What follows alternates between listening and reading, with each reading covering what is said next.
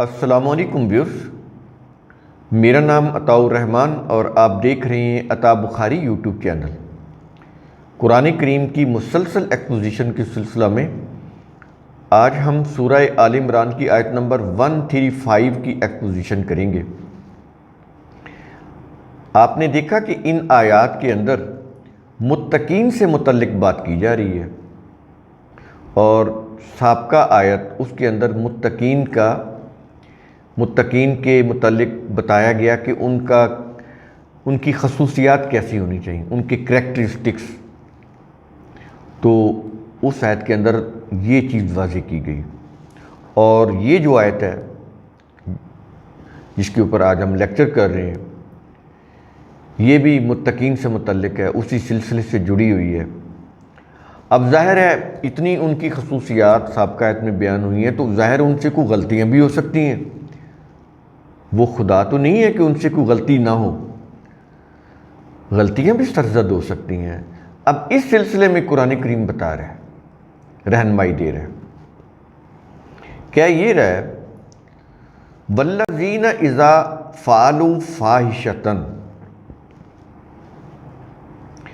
اشارہ متقین کی طرف ہے، ذہن میں رکھیے گا، پچھلی آیات میں یہی تسلسل چلا آ رہا ہے۔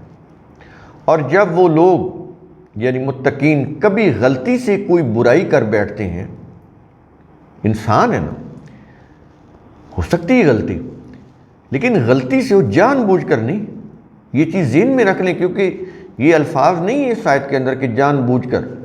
یہ قرآن کریم کا جو سیاق و سباق ہے اس کی روح سے پتہ چلتا ہے۔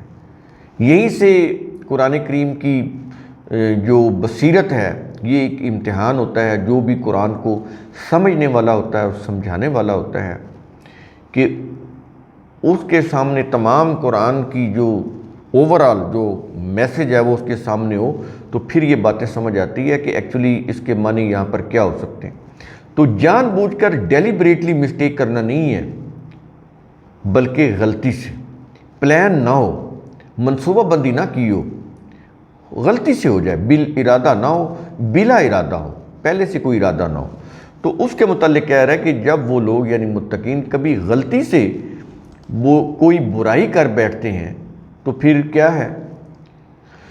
ایک تو یہ ہے کہ غلطی سے بغیر کسی ارادے کے کوئی برائی کر بیٹھتے ہیں۔ یہاں پر لفظ ہے فاحشتن۔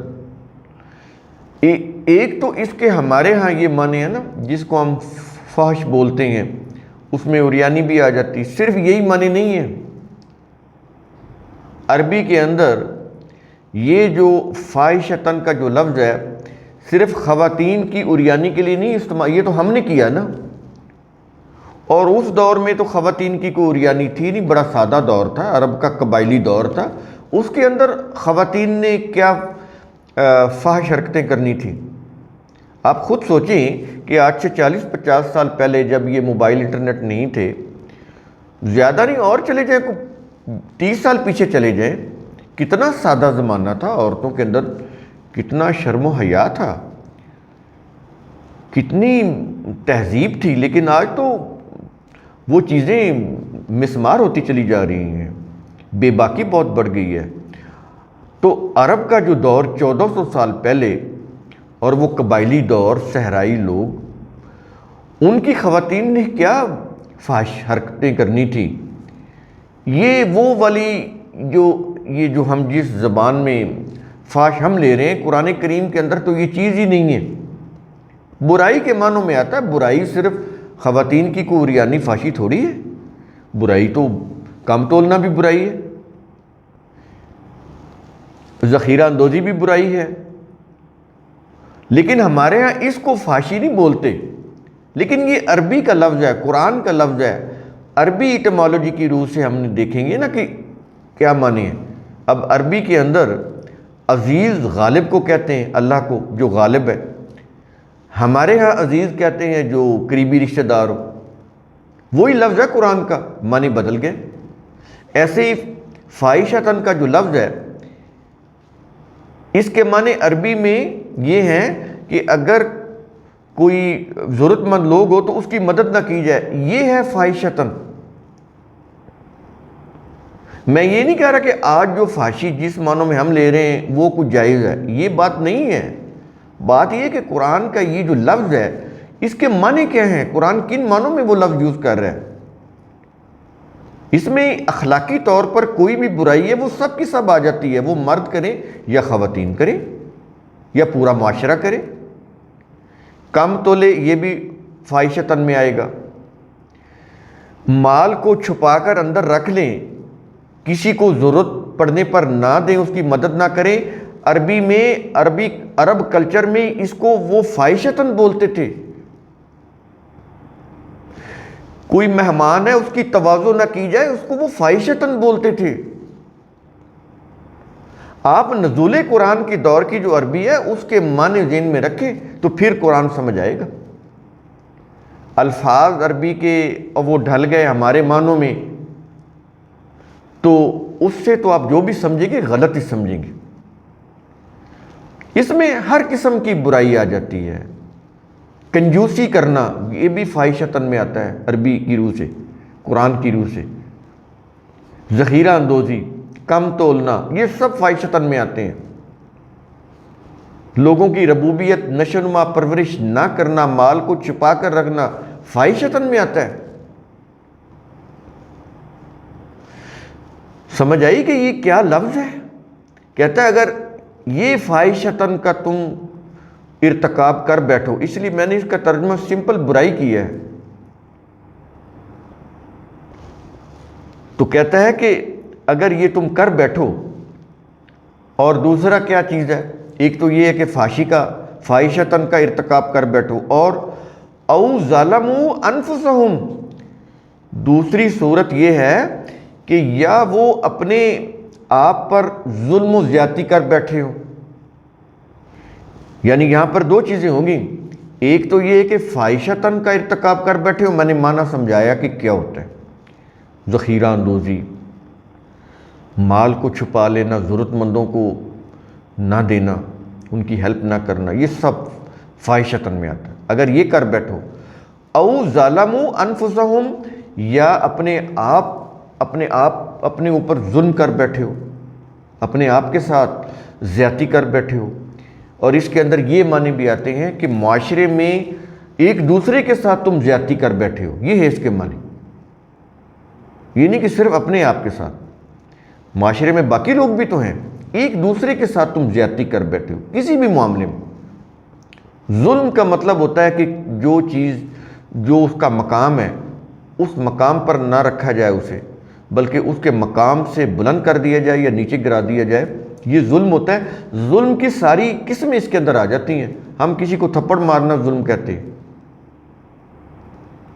یہ عربی ہے، اس کے معنی سمجھنے پڑیں گے۔ تو کہتا ہے کہ یہ اپنے آپ کے اوپر، یعنی اپنے معاشرے میں ایک دوسرے کے اوپر ظلم کر بیٹھتے ہیں۔ یہ دو چیزیں ہوگی نا، فاحشتاً ایک چیز اور دوسری چیز ظلم۔ اگر یہ تم دو چیزیں کر بیٹھتے ہو یا دونوں میں سے ایک کر بیٹھتے ہو تو اس کا پھر تدارک کیا کرنا ہے؟ ان کے جو برے اثرات ہیں اس سے بچنے کا حل کیا ہے؟ اب یہاں پر وہ حل دے رہا ہے، کہتا ہے حل یہ ہے کہ ذکر اللہ، تو وہ اللہ کا ذکر کرتے ہیں۔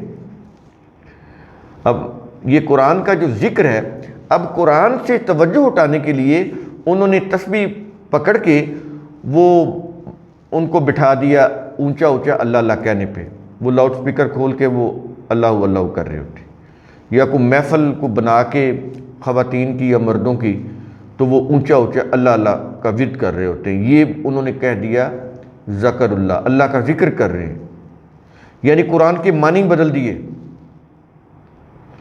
یہ ذکر اللہ، ذکر کرتے ہیں اللہ کا، اس کا معنی کیا ہے؟ کہ وہ اللہ کے قانون کا تذکرہ کرتے ہیں کہ ہم سے اس معاملے میں یہ غلطی ہوئی ہے اور اس کے متعلق اللہ کا یہ قانون ہے، اس قانون کو ہم فالو کر کے اپنی اصلاح کر لیں۔ اس کو قرآن کریم ذکر بول رہے ہیں۔ جتنے بھی زندگی کے امور ہیں معاشرے کو چلانے میں، وہ گھریلو ہوں، معاشرتی ہوں، حکومتی ریاستی سطح کے اوپر ہوں، کوئی بھی معاملات، ان میں اگر غلطی ہو جاتی ہے تو پھر اس کا علاج کیا ہے؟ ظاہر غلط کام ہوا تو اس کے اثرات تو بھگتنے پڑیں گے نا، تو اس کا حل بتا رہا ہے کہ ایک تو وہ غلط کام بند کرو، اور جو غلط ہو گیا ہے اس کو انڈو کیسے کرنے ہیں؟ اس کو انڈو یہ کرنا ہے، اس کا دروازہ ایسے بند کرنا ہے اس ظلم کا، اس فاحشتاً کا، کہ ان امور کے متعلق دیکھو کہ اللہ کے قوانین کیا ہیں، ان قوانین کو سمجھو، ان کو فالو کرو، ان کے مطابق عمل کرو اور ان کے مطابق اپنی اصلاح کر لو۔ جب ان قوانین کے متعلق، ان قوانین کی روح سے تم اپنی اصلاح کر لو گے تو وہ جو تم سے غلطی ہوئی ہے اس کا ازالہ ہو جائے گا۔ یہ اس کا معنی ہے۔ اب یہ دیکھ لیں، چند لفظ ہوتے، 2 لفظ ہیں، ذکر اللہ، لیکن ان کے اندر معنوں کی ایک دنیا بات ہے۔ یہ تراجم اور تفسیر سے تو نہیں سمجھ آئے گی۔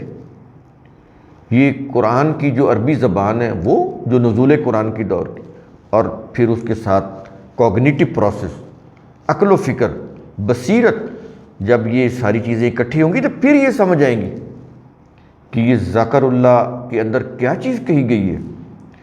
اور اس کے بعد آگے ایک تو ذکر اللہ، ایک تو حل یہ بتایا، ایک تو یہ کرنا ہے، اور دوسرا طریقہ بچنے کا، تدارک کا کیا بتا رہا ہے؟ کہہ رہا ہے کہ فَاسْتَغْفِرُوا لِذُنُوبِهِمْ۔ پہلا طریقہ اس نے بتایا کیا؟ نمبر 1 ذکر اللہ، اللہ کے قوانین کو سامنے رکھنا، ان کو فالو کرنا، سمجھنا، فالو کرنا اور ان کی روح سے اپنی اصلاح کرنا۔ تو وہ جو فاحشتاً یا جو ظلم سرزد ہوا اس کا تدارک ہو جائے گا، مداوع ہو جائے گا، ازالہ ہو جائے گا۔ تو ایک تو یہ ہوا ذکر، اللہ کا ذکر، یعنی اللہ کا قانون۔ دوسرا کیا ہے؟ فَاسْتَغْفِرُوا لِذُنُوبِهِمْ، پھر وہ اپنے غلط اقدامات، یعنی وہ جو غلط اقدامات کے جو مضر اثرات ہیں ان سے حفاظت کرتے ہیں۔ یہ فَاسْتَغْفِرُوا ہے، استغفار، مغفرت، اس کا معنی حفاظت ہوتا ہے۔ تفسیر اور تراجم کے اندر بخشش کیا ہوا ہے، بالکل غلط ہے۔ قرآن کے قوانین جتنے بھی ہیں ان کے بالکل خلاف ہے یہ جو بخشش کا عقیدہ ہے،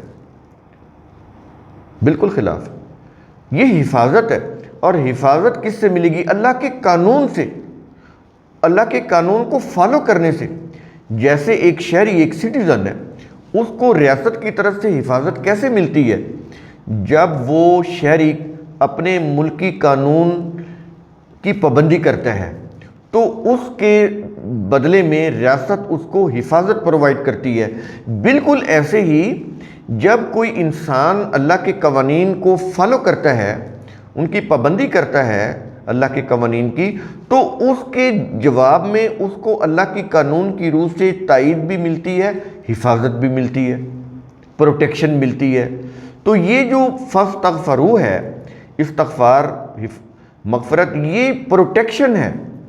اور پروٹیکشن کہاں سے ملے گی؟ اللہ کے قانون کو سمجھنے سے، اس کو نافذ کرنے سے، امپلیمنٹ کرنے سے، اس کے اوپر چلنے سے، اس کی پابندی کرنے سے۔ تو یہ ہے، پھر وہ اپنے غلط اقدامات کے مضر اثرات سے حفاظت کرتے ہیں۔ یہ ہے طریقہ اپنے غلط اقدامات کے مضر اثرات سے اپنی حفاظت کرنے کا۔ پھر اس کے بعد کیا کہہ رہا ہے؟ وَمَن يَغْفِرُ الذُّنُوبَ إِلَّا اللَّهُ، اور اللہ کے قانون کے سوا اور کون غلط اقدامات سے حفاظت کرتا ہے؟ یہ اب سوال ہو رہا ہے۔ اللہ کہہ رہا ہے کہ اللہ کے سوا اور کون ہے کہ اس کے قانون کے سوا تمہارے غلط اقدامات کی حفاظت ہو سکے؟ کوئی نہیں ہے کہتا۔ سوال کر رہا ہے یہاں پر، وَمَن کہتا ہے اور کون ہے؟ یغفر الذنوب الا اللہ، کہ اللہ کے قانون کے سوا اور کون ہے جو تمہارے غلط اقدامات سے تمہیں حفاظت دیتا ہے یا تمہاری حفاظت کرتا ہے؟ کہتا ہے اللہ کے سوا کون ہے؟ بتاؤ تو صحیح، کوئی ہے؟ یہاں پر سوالیہ انداز ہے فکرے کا، سوال کر رہا ہے، انسانوں کو جھنجھوڑ رہا ہے کہ تم جتنے بھی غلط اقدامات کر لو ان کا مداوع اسی صورت ہو سکتا ہے کہ تم اللہ کے قوانین کو فالو کرو، اس کے علاوہ اللہ کے علاوہ اس کے قوانین کے علاوہ کوئی اور چیز نہیں ہے کہ جس کو تم اختیار کرو اور تمہارے غلط اقدامات کا، ان کے مضر اثرات کا کوئی تدارک ہو جائے۔ تو کہتا نہیں ہوگا۔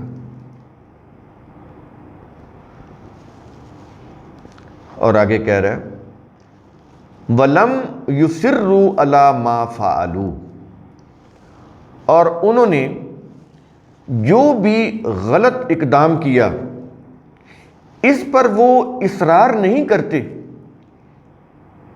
یعنی متقین کی اب یہ بھی ایک چیز بتا رہا ہے کہ ان کو حفاظت کیسے ملتی ہے۔ ان کو حفاظت ایسے ملتی ہے متقین کو کہ اگر ان سے کوئی غلط کام ہو بھی جائے، سرزد ہو جائے، ارادے کے ساتھ نہیں، بلا ارادہ، بغیر کسی پلاننگ منصوبہ بندی کے، بغیر پلان کیے اگر ان سے کوئی غلط کام ہو گیا، کوئی غلط اقدام انہوں نے اٹھا بھی لیا،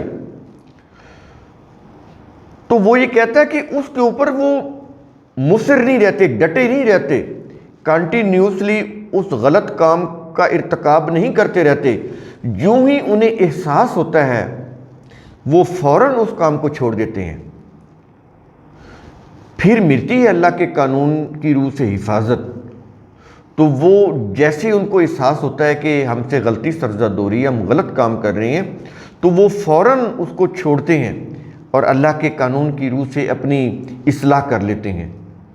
مصر نہیں رہتے غلط کام کے اوپر، احساس ہونے کے اوپر فوراً اس کو چھوڑ دیتے ہیں، دوبارہ اس کے قریب بھی نہیں جاتے، اور پھر اللہ کے قانون سے رجوع کرتے ہیں اور اس سے رہنمائی لے کر اپنی اصلاح کر لیتے ہیں، تو ان کو پھر حفاظت ملتی ہے۔